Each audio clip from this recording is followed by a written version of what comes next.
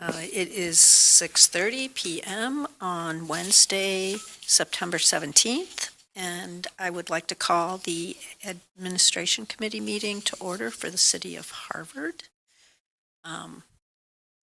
We currently do not have a quorum. Alderman Lavallee and Alderwoman Haderlein are both here.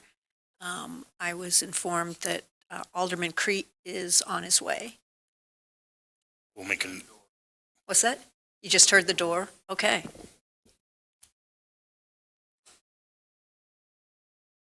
We're legal. Okay. Yes, we have a quorum. Alderman Kriete just walked in the room. Thank you. Yes. It's 6:30. Yeah. We're punctual. Yes. All right. Yes. So, okay. We have a quorum.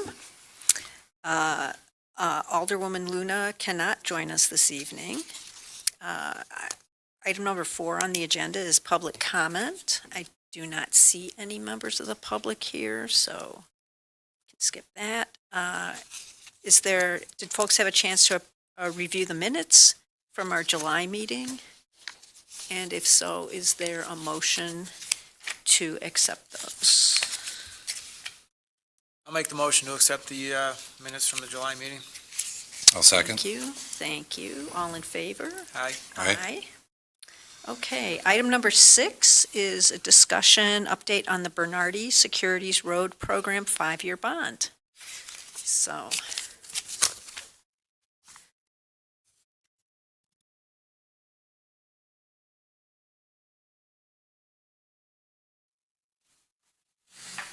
It's on now. Hear me? yes, All right, good deal. thank you. All right, well, good evening. I'm Bob Vale, Bernardi Securities. I've seen some of you in the past when we've done prior bond issues. We've worked with the city since, I think, 2010 on all of your bond issues, including the pension bonds as well as the bonds for this expansion here. And I've been talking with Deb about the potential road improvement bonds and laying out kind of a structure of a potential plan going forward. But really what we're authorizing basically now is just one bond issue. And then in the future, council could adjust that as needed. But we're just looking at potentially phase 1 or maybe the only phase. But we're structuring it so there's flexibility in the future, so everything kind of fits together as need be. So there's a PowerPoint presentation that you should have, I think, in your packet that I wanted to go through. And then just kind of keep it informal, and any questions as we go through it, feel free to ask me those questions and anything obviously at the end. But basically page 2 shows where interest rates have been since the beginning of the year and where they were last week, and they've actually come down a fair amount since last week. The Fed just decreased rates today, and leading up to that over the last week, rates are probably about 20 basis points lower than what I have in here. So the numbers we're looking at in here are probably a little high, but knowing that we're not going to be able to lock in the rate until we get towards the end of the process, which is December, fluctuates daily, but right now we're kind of heading in the right direction, which is good. The other thing to look at on this graph is we're looking at 15-year bonds. So this graph is showing anywhere basically from 1 year all the way to 30 years and how the yields increase over time. So an investor wants a higher yield if they're borrowing a bond that's 20 years compared to 10 years. And you'll see that as that graph goes up. So that blue line is where we are today. We're looking at 15-year bonds. 15-year bonds, basically 12 years and shorter, are much lower than where they were at the beginning of the year. So short-term rates have basically come down since January. Longer-term rates have gone up. Everything seems to be coming down now.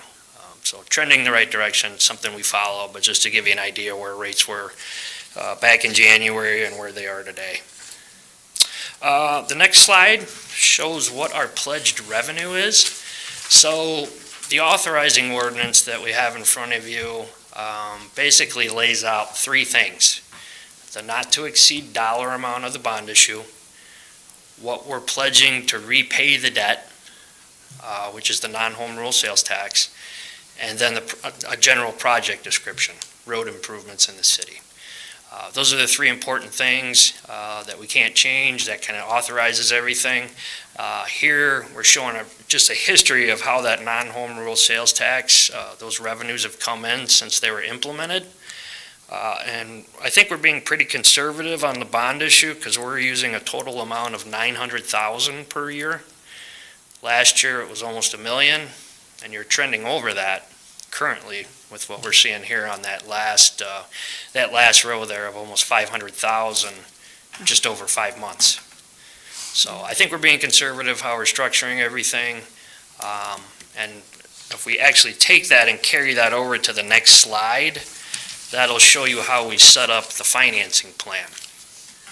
So it's kind of hard to see on the screen, but I'm going to go through this and a lot of numbers here, but really what we're doing is structuring a plan so we have basically 4 phases of potential bonds payable from the non-home rule sales tax that are going to net $4 million apiece.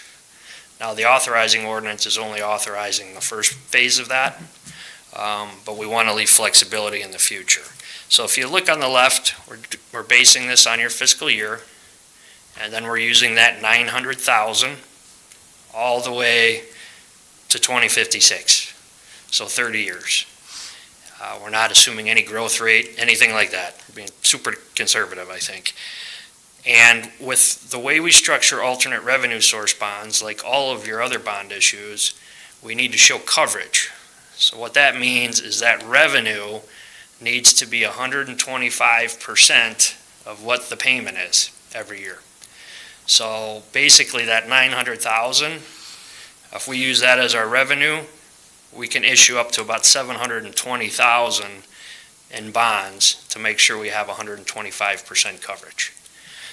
So that's what we're looking at doing. And if you look at the next couple of columns here on the left, principal and then debt service 2025, you'll see what the principal payments are.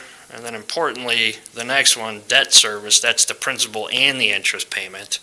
Every year, we're kind of capping that at about 720,000 for the first 5 years. And then that drops down pretty significantly for the remaining 10 years.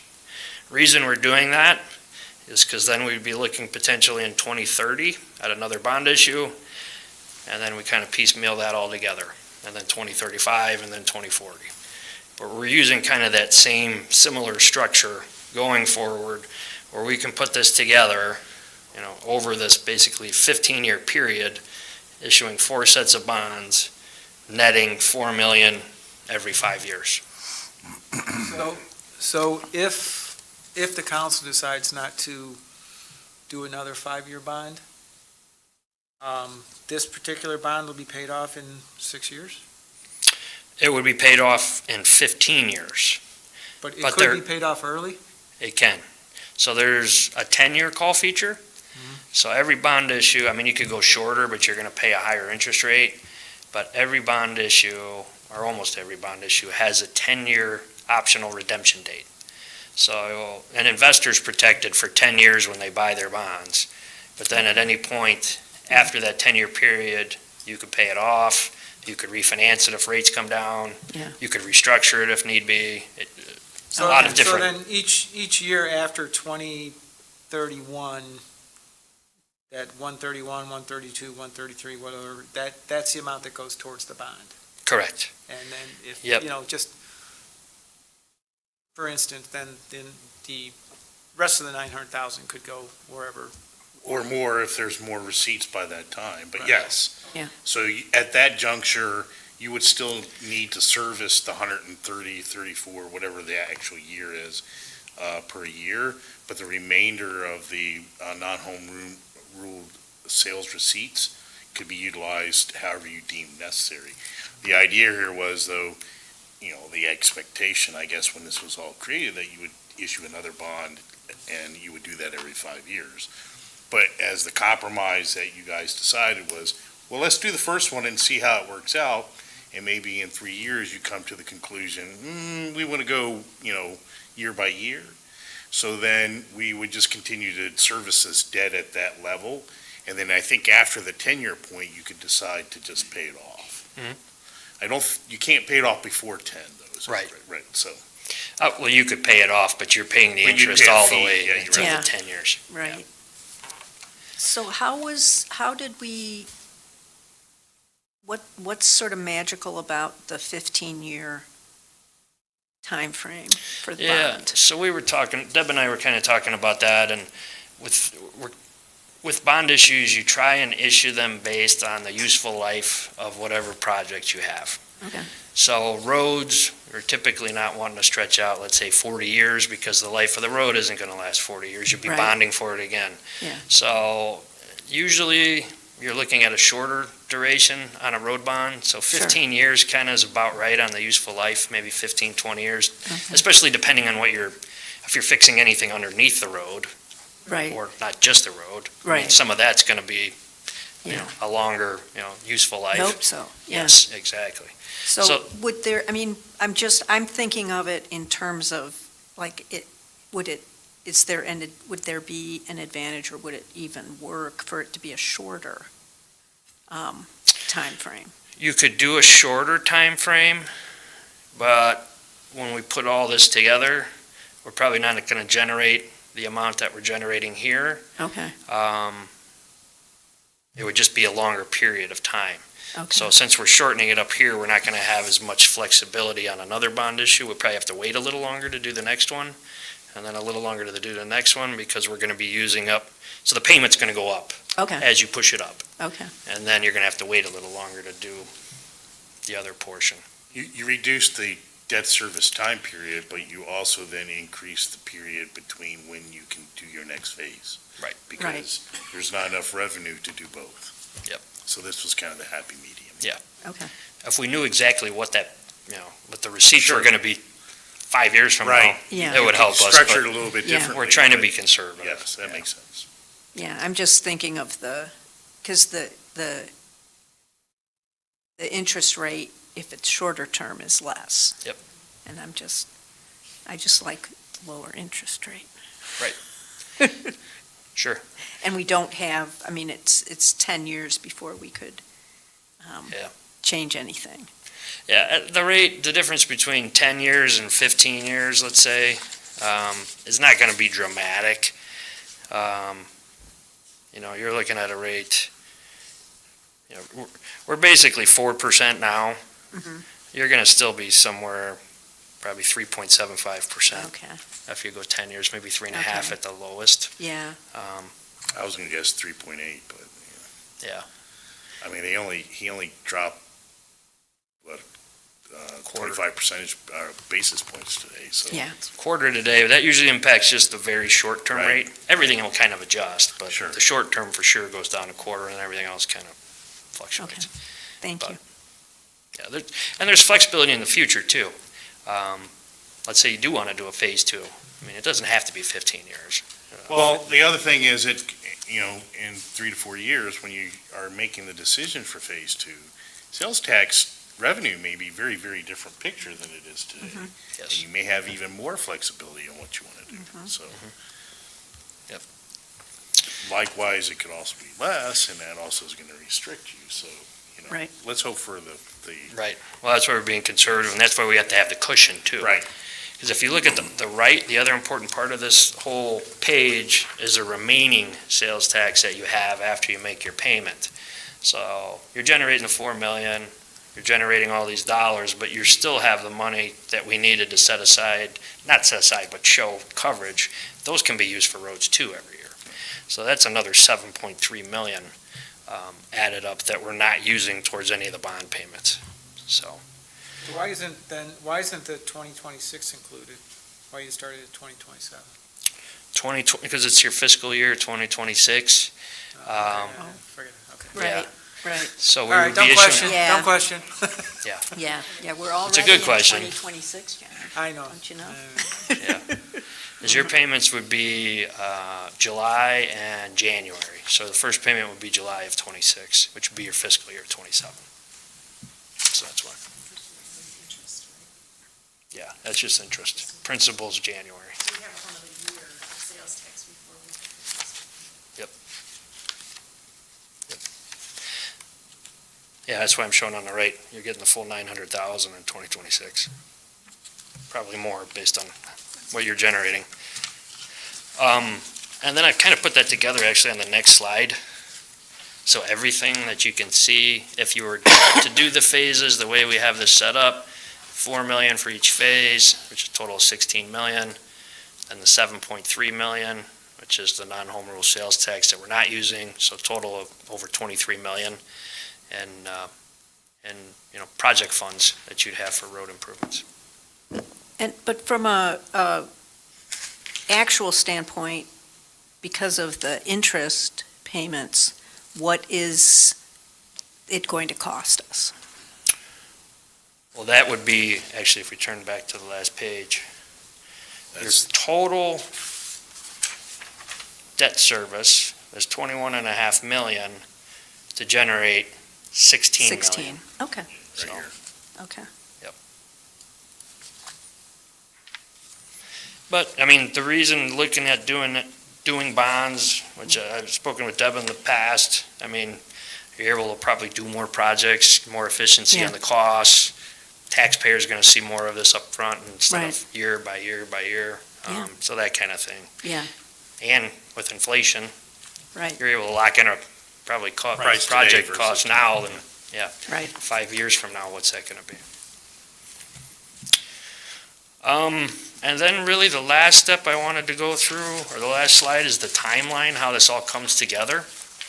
So the ordinance you have in front of you, that would be the ordinance that we would look to get adopted at next week's council meeting, which again lays out the not-to-exceed dollar amount, the project, and then what we're using for pledge revenues. It doesn't actually lock in that repayment period. So let's say as we're getting down the road, we decide we want to go 13 years or 16 years.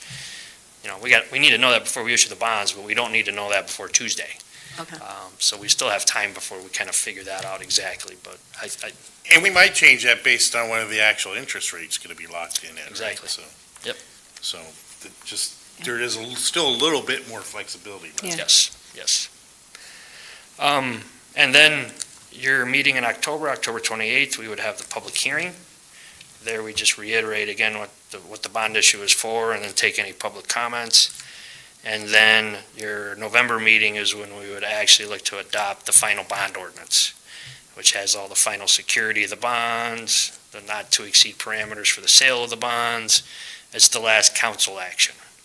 And then once that's approved, then we would be in position to issue the bonds in early December. And we'd be looking, based on this time, to lock in that rate around December 10th. Now, there's flexibility. If the market goes haywire, we don't have to issue the bonds December 10th. But at least we would look to issue it, shortly thereafter, but time it as best we could. If something crazy happens and 50 tariffs are announced on December 9th, we don't want to issue on December 10th. So there's flexibility, but that would be the timeline that we'd look at.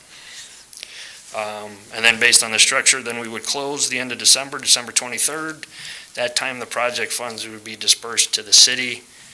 Then you can invest those funds, and then you use those and draw down on those for your project.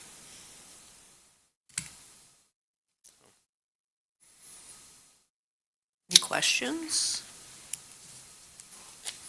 It's very well explained. Well, thank you. Thank you. I tried to keep it somewhat simple. There's a lot of other steps here, but we don't need to go through all those. Deb will be going through those with me. I don't remember the study steps. Yeah, well, Dave handled a lot of it. That's true. Yeah. Well, and Dave liked to do the 5-year, right? And then do a new 5-year. Yes, we'd have to do the same steps again for the Right, next. Yeah, we're right, just doing which- the first phase, and Yeah. But I mean, he would do, like, for Oh. the bond for the building. It was, 'cause it was my first council meeting, I'm pretty sure.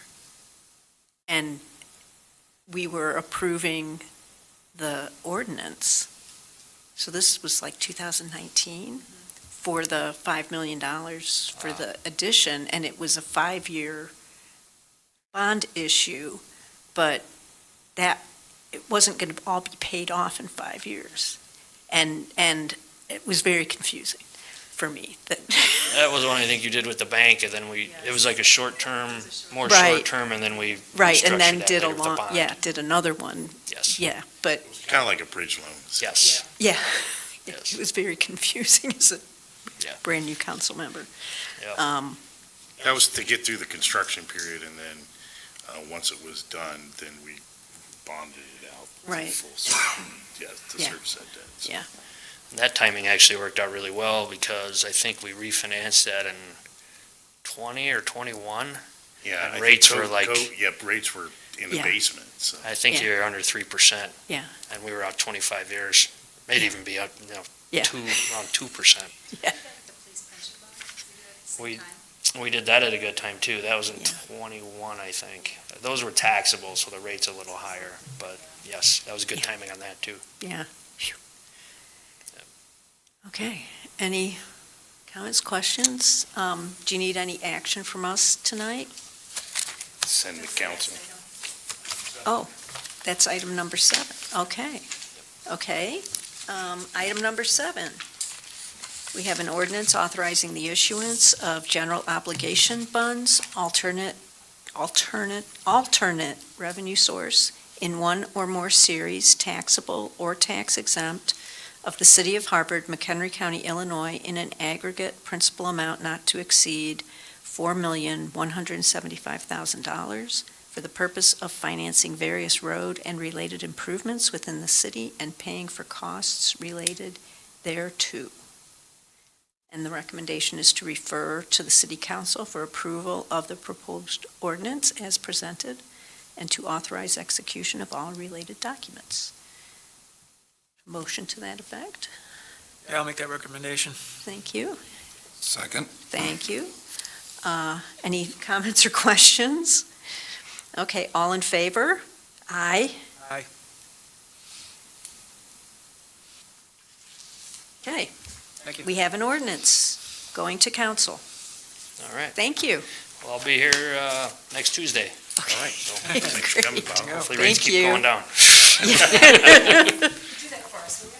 Yeah. You want me to shut this off? Thank you. Thank you. Thank you. Thanks, Bob. Go out the front that, or that way, and then you can go left. Thank you. We'll see you. You guys, thank you. Have a safe drive back. That's it looked like a 2-hour drive, I think, isn't it?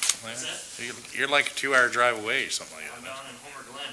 Yeah. Ooh, I was in Springfield this morning for IGFOA, and then came home and my wife's out of town to make sure my kids didn't burn the house down. Then I came up here and made it just in the nick of time, Dad was waiting for me.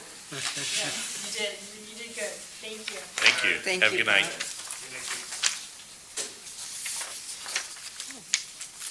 Okay, item number 8 is discussion, action to apply for a credit card to use at Costco for park and recreation supplies. So the last page on your packet, we received this letter, excuse me, from Walmart. We have a corporate Walmart account we've had for years where they issue us several credit cards that are dispersed to a couple of the department heads in the city and used for daily supplies or supplies that we need right away. Typically, things like computer cables or distilled water for the lab, things that, we're just gonna run out and get. We do use some, excuse me.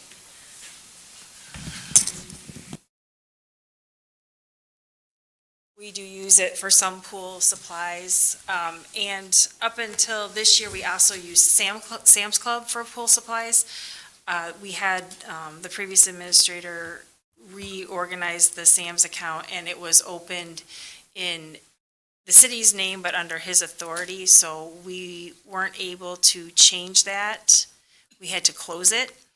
And in the meantime, we were discussing that Costco might be a better option for us to move forward when we're working with the pool and the things that are needed there, as well as other things for the city from time to time.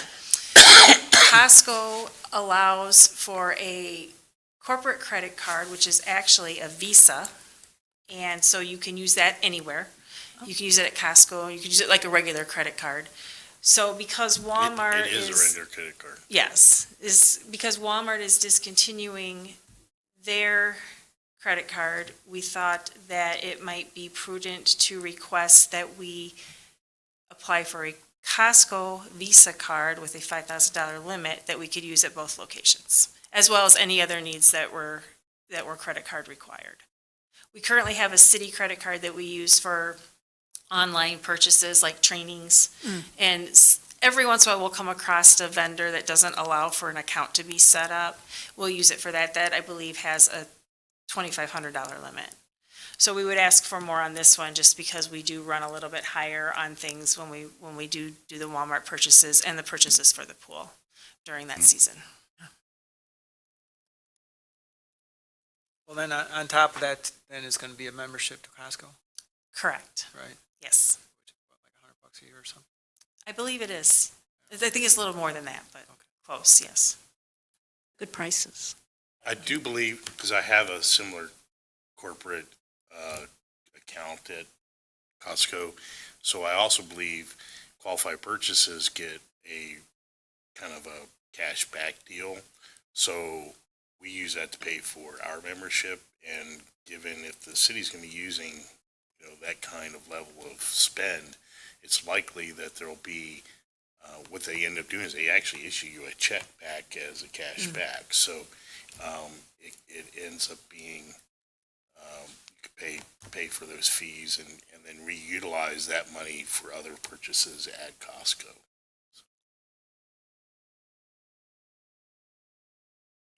Any questions?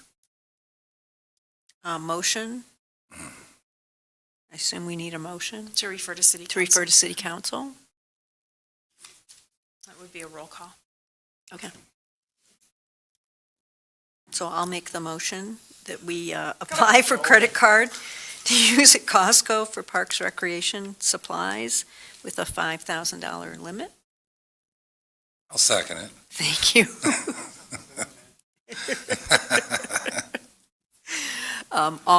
We need to do roll call. Alderman Kriete? Oh, yeah. Alderman Kriete? Yeah, I'm here. Alderman Lavallee? Yes. Alderwoman Haderlein? Yes. Okay. Credit card. Thank you. Strategic vision.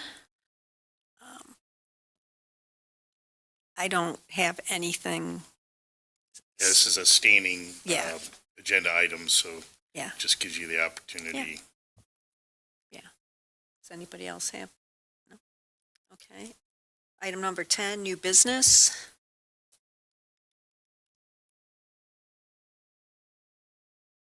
Yes. Oh, water that's bills. right. Uh-oh. I need to bring to your attention an issue and a policy that I want to institute and bring it to your attention so that if you have an issue with the policy, to please address it at a new administration. Okay. So this really falls back on when customers have a water leak. That is a large water leak. And as you know, we recently had a couple who was in Texas. They had a water leak. They weren't at home. They didn't know they had a water leak. It was going down the drain. And so they didn't have any flooding, but they had this huge water bill. And in the end, council trying to be helpful for someone who's in a hardship ultimately ended up splitting the bill for that couple. Well, we've had another incident where in the last water billing cycle, we noted, holy cow, this person's using a lot of water. So we contacted them. And so that person said, oh, well, I have some plumbing experience, and so I'll go check it out. And in the end, apparently he didn't find the leak. 2 weeks later, his bill had increased significantly more. So the original one was, I don't know all the exact numbers, but on the order of about 600 units, and then another 150-ish units in 2 weeks. So he has like an $8,000 water bill. And so in this case, staff went on site, They went into the basement, they found where the water was coming in, they went to go look at the meter. The meter was, you could hear the meter incrementing because there was so much water flowing through, and they were able to determine the water, there was in fact a crack in the supply after their meter that was going directly under their basement foundation. So immediately turned off the water, and he has since been able to bypass this issue and repair the leak, but he is now left with a very large water bill. Because, we've had similar incidents, in this particular case, number one, we definitely were going to charge him what his average is for what his average water bill is. And we can figure that out based on his history. We also can confirm that the water that he used, I say used, meaning that went through his meter, was not sent to the wastewater treatment. So it would be really unfair to charge him the fee structure for water and sewer, which is $10.57 a unit. Just water only, since we didn't actually clean his water, has a much lower number at $5.22 a unit. So number one, I think from the time we notified him, which we have documented, that, hey, you have a high water read, and the 2 weeks later, in my opinion, because he took no action to try and resolve that, he's on the hook for that full amount. It's the amount between his last reading and his newest reading, which was something like 600. In this case, it's still going to be a hardship for him, and obviously he didn't know he had a leak.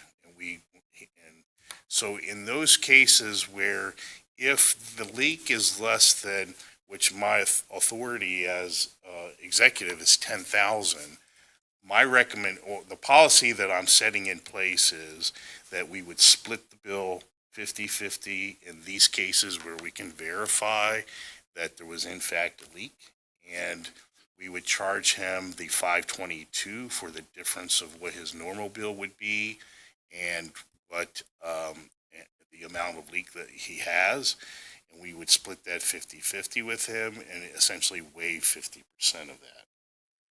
So that's the policy I'm putting in place. I'm bringing it to your attention so that if that's a policy that you don't want, let's take it up in an admin meeting and discuss it.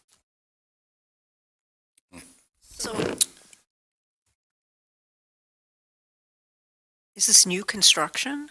No, Wow. it's an old house. I don't know what the age of it is, but So I it's think it's probably- residential, not Residential, commercial, or- yes. Okay. Is there any thoughts on, he knew something about plumbing? And didn't find anything? I mean, is there some accountability on that? Where does the city stand for something like that? Like, So what he I'm looked and he didn't suggesting, find nothing, but we didn't know, the new system, he was notified based off of the last incident so pretty quickly, right? as soon as we when we do our readings, hey, this person has a high water reading. So we notified him of that. And I don't know what the date was. Do you have that? 9/2. A 9/2. And he was notified, and it wasn't until 9/15 When he got the bill, when he, which was Saturday. yeah, and where we identified, hey, Oh, 9/15, yes. so he got his bill, and so he was panicky. We called him and said, hey, we'll come look at it Monday. Monday, Rob and company went out and looked at it, and that's where they actually found the leak, where he had already noted that, hey, I couldn't find the leak. I don't have a leak. This must be in here. The leak was behind the wall, so he wouldn't have found it anyway. It was in under the basement.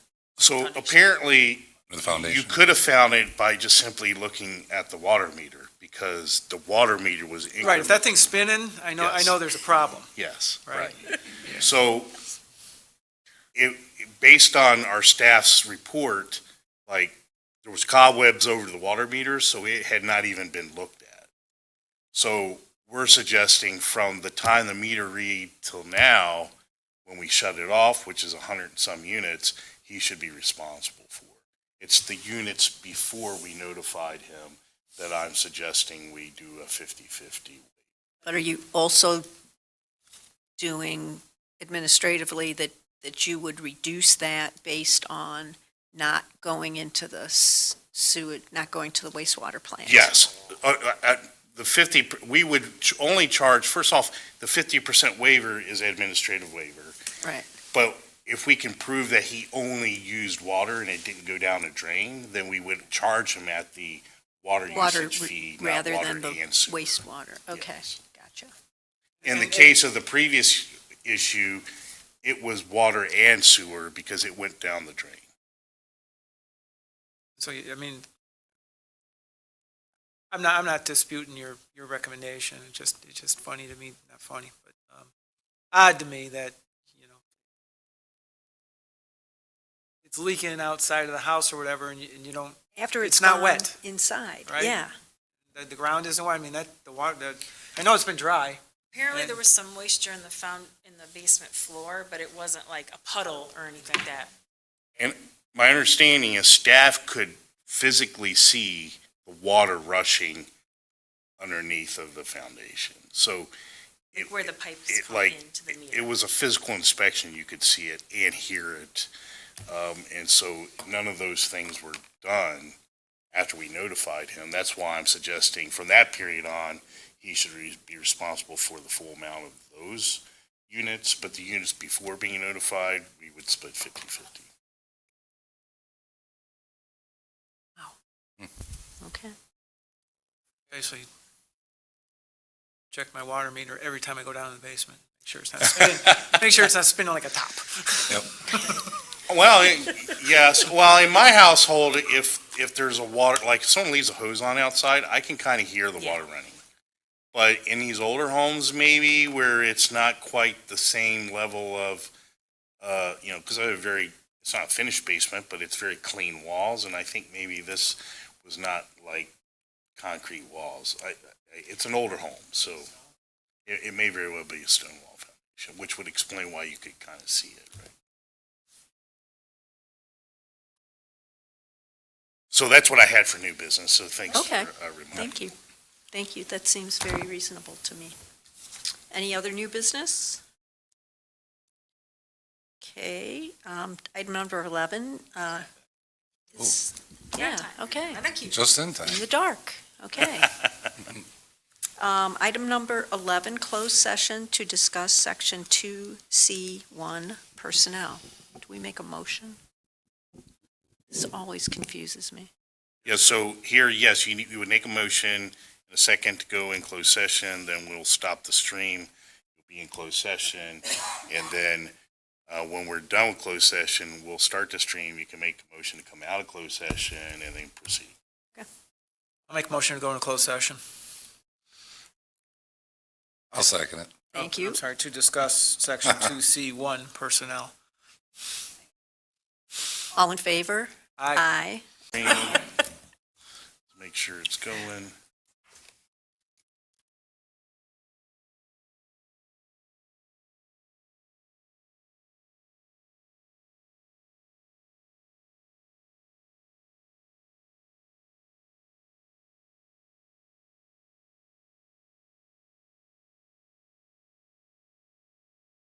Oh, it's going. Oh, there we go. Excellent connection. Okay. Why is Bob still there?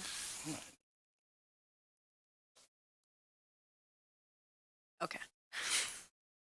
Do we have a motion to come back into open session? I'll make that motion. I'll second it. Thank you. All in favor? Aye. Aye. Item number 13, action from closed session. No action. Do we have a motion to adjourn? It's killing you, isn't it, John? I'll motion to adjourn. I'll second. Oh, wow. All in favor? Aye. Aye. Thank you. Adjourned. Thank you and good night. 7:44. Yeah, I know. I was, Orchard. yeah.